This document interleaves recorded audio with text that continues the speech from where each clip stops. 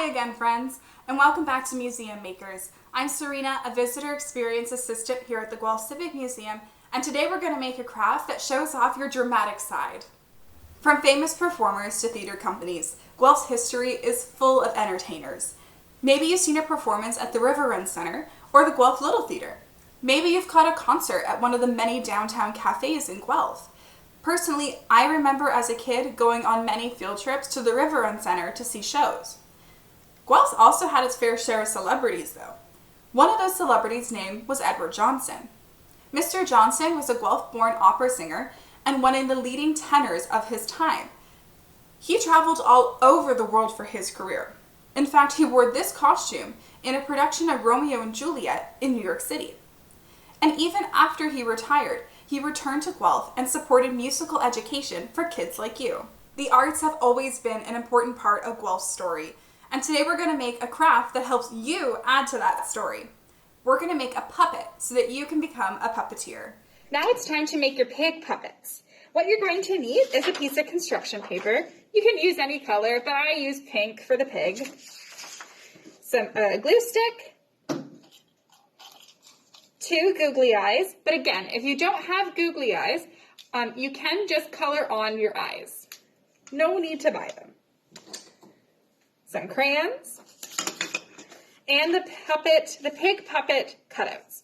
So I've chosen to do a pig, and so I've made these cutouts for you that you can print off. But if you want to do a different animal, that's totally okay. You just get to be a bit more creative and make your own puppet parts. So the first thing I'm going to do is color and cut out my pig puppets. I'm going to take the scissors that you also need, and I'm going to cut them out.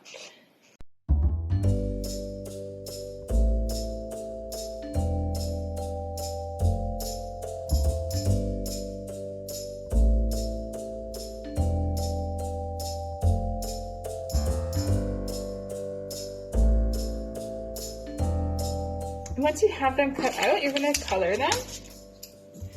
So I have 2 shades of pink to color mine. So I'm going to color the pig nose.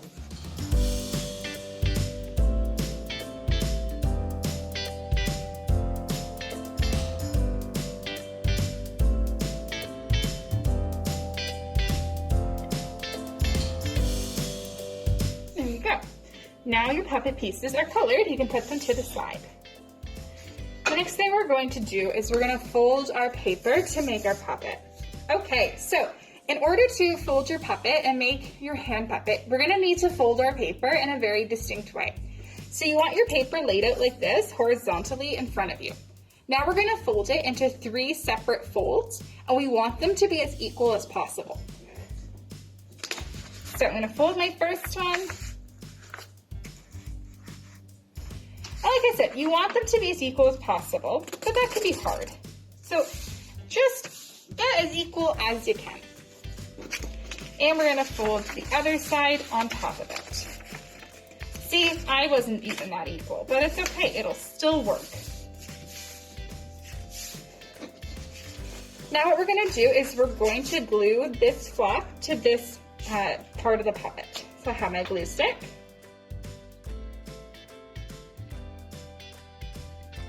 And we're just going to glue it down.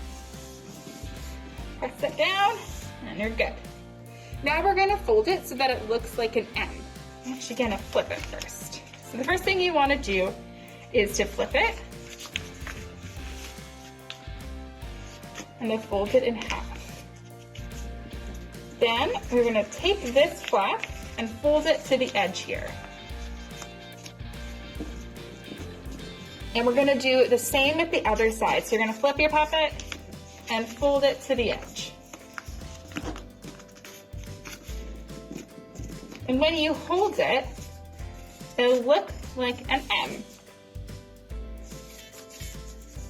Now, it's time to put the face on your puppet. So you want the opening facing towards you. This is where the mouth of the puppet will be. So I'm going to first glue down my ears to the top of my puppet.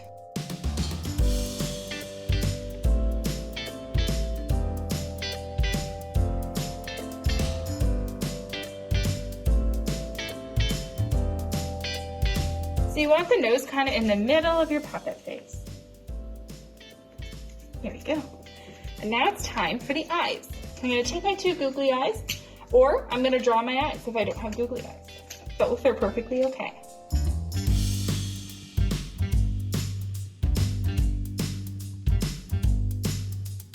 There we go. And you have a little pig puppet. Now I'll teach you how to use it. Now that you have your puppet, I'm going to teach you how to use it. Hold your puppet up like this. You'll notice on top there are two slits, one near the ears and one at the back.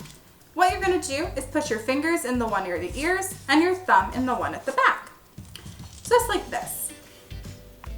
To make your puppet mouth move, all you're going to do is simply open and close your hand.